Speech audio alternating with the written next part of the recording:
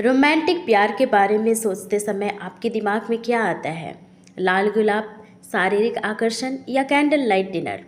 Romantic प्रेम की अवधारणा को आज हम जिस तरह से समझते हैं, उसका बाइबल में सीधे तौर पर उल्लेख नहीं किया गया है। ऐसा इसलिए क्योंकि लेखकों ने इसे इस युग से बहुत पहले लिखा और संकलित किया था। आज हम बाइबल से एक खूबसूरत प्रेम की कहानी पर विचार करेंगे, जो हमें रोमांटिक प्रेम के मूल तक पहुंचने में और सच्चे प्यार को समझने में मदद करती है, और वो है रूथ की कहानी। कुछ लोग रूथ को हिब्रू बाइबल की प्रसिद्ध प्रेम कहानी मानते हैं, जहां लड़की खेत में सिला बीन रही है और लड़का उसे बीनते हुए देखता है। लड़की उसके पांव उघार लेट जाती है, उनका विवाह होता है और एक बच्चा भी। यह एक हॉलमार्क मूवी की तरह है ना? शायद नहीं। दरअसल ये कहानी मोआब की भूमि में एक इजरायली परिवार में शुरू होती है। नाओमी और एलीमेलेक अपने दो बेटों के साथ अकाल के कारण बेतलहम छोड़कर मोआब में बसे हैं, और दोनों बेटे मोआबी महिलाओं से विवाहित हैं। एक का नाम रूथ और दूसरी का ओरपा। दुखद रूप से नाओमी के पति और दोनों बेटों की मृत्यु हो जाती है। अब रूथ और ओरपा के पास केवल उनकी विधवा सास नाओमी बची है, जिसके पास उन्हें देने के लिए कुछ भी नहीं है। और नाओमी ने अपने देश को लौट जाने का फैसला किया और अपनी बहुओं से कहा कि वे अपने मैके लौट जाए। और ओरपा तो लौट गई, लेकिन रूथ नाओमी के प्रति सच्चा प्यार व्यक्त करते हुए कहती है, तू मुझसे यह विनती ना कर कि मुझे त्याग या छोड़कर लौट जा, क्योंकि जिधर तू जाए उधर मैं जाऊंगी, जहाँ तू टिके वहाँ मैं टिकूंगी। तेरे लोग मेरे लोग होंगे और तेरा परमेश्वर मेरा परमेश्वर होगा। जहाँ तू मरे वहाँ मैं मरूंगी और वहीं मुझे मिट्टी दी जाएगी। यदि मृत्यु को छोड़ और किसी कारण मैं तुझसे अलग हो, तो यहोवा मुझसे वैसा ही वरन उससे भी अधिक करे। और इस प्रकार वे दोनों चल पड़े और बेतलहम को पहुँची। यह समय था जौ कटने का, और रूथ नाओमी से कहती है कि वह उसे खेत में सिला बीनने को जाने दे। नाओमी ने उसे जाने दिया, और जिस खेत में वह संयोग से गई थी, वह खेत नाओमी के पति एलीमेलेक के कुटुंबी बोअज का था, जो बड़ा ही धनी व्यक्ति था, जिसे एलीमेलेक की भूमि छुड़ाने का अधिकार भी था। जब वह वहां आकर रूथ को देखा और पाया कि वह रूथ है जो नाओमी के साथ मोआब से आई है, उसने उस पर अत्यंत दया दिखाई।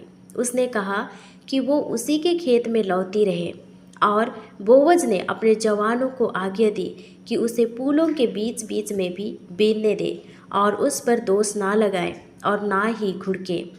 और यहाँ तक कि बोअज ने उसे अपने लोगों के साथ खाना खाने को भी कहा। इस प्रकार रूथ जौ और गेहूं दोनों की कटनी के अंत तक बीनने के लिए बोअज के खेत में ही जाती रही। एक दिन नाओमी ने रूथ से कहा, हे मेरी बेटी, क्या मैं तेरे लिए ठाव ना ढूंढूं कि तेरा भला फिर हो? उसने रूथ से कहा कि सांझ को वो तैयार होकर बोअज के खलिहान में जाए, और बिना अपने आप को प्रकट किए जब बोअज वहाँ लेट जाए, तब उसके पांव उघार के लेट जाए। तब वह खलिहान को गई और अपनी सास की आज्ञा अनुसार ही किया। आधी रात को वह पुरुष चौंक पड़ा जब देखा कि उसके पाँव के पास कोई स्त्री लेटी है। उसने पूछा, तू कौन है? तब वह बोली, मैं तो तेरी दासी रूथ हूँ। अपनी दासी को अपनी चादर ओढ़ा दे, क्योंकि तू हमारी भूमि छुड़ाने वाला कुटुंबी है।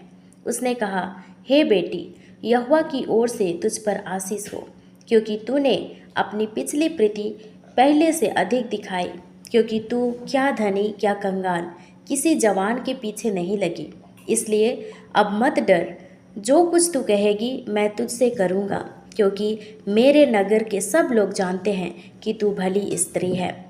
तब बोअज फाटक के पास वृद्ध लोगों को बुलाया, और उस करीबी कुटुंबी को भी, जिसे नाओमी की भूमि छुड़ाने का ज़्यादा अधिकार था। बोअज ने उससे कहा कि नाओमी हमारे भाई एलीमेलेक की एक टुकड़ा भूमि बेचना चाहती है।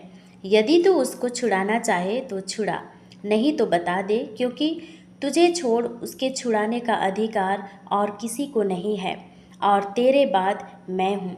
तब उसने कहा, मैं उसे छुड़ाऊंगा। फिर बोअज ने कहा, जब तू उस भूमि को नाओमी के हाथ से मोल ले, तब उसे रूत मोआबिन के हाथ से भी, जो मरे हुए की स्त्री है, इस मनसा से मोल लेना पड़ेगा कि मरे हुए का नाम उसके भाग में स्थिर कर दे। तब उस छुड़ाने वाले कुटुंबी ने कहा, मैं उसको छुड़ा नहीं सकता, ऐसा ना हो कि मेरा निज भाग बिगड़ जाए, इसलिए मेरा छुड़ाने का अधिकार तू ले ले। और उसने अपनी जूती उतार दी, क्योंकि पुराने समय में इज़राइल में छुड़ाने और बदलने के विषय में सब कुछ पक्का करने के लिए यह प्रथा थी कि लोग अपनी जूती उतार के दूसरे को दे देते थे। इज़राइल में गवाही इसी रीति से होती थी। इसके बाद बोअज ने रूत को ब्याह लिया और वह उसकी पत्नी हो गई।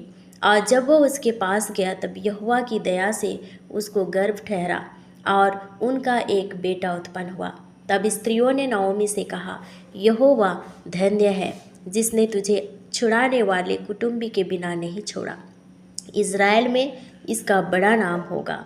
फिर बच्चे का नाम ओबेद रखा गया और वही ओबेद यिशै का पिता और राजा दाऊद का दादा बना। बाइबल हमें इस कहानी के माध्यम से एक सच्चे प्यार की खूबसूरत तस्वीर देती है। भले ही यह रोमांटिक प्यार के बारे में ज़्यादातर आधुनिक विचारों में फिट नहीं बैठती।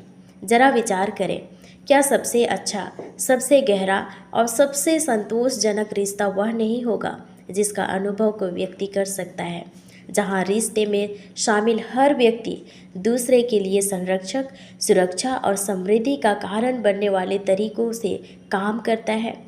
क्या लेने से अच्छा देना, दूसरों की ज़रूरतों को अपनी ज़रूरतों से ज़्यादा समझना और दूसरे के लिए विनम्रतापूर्वक बलिदान करना बेहतर नहीं है?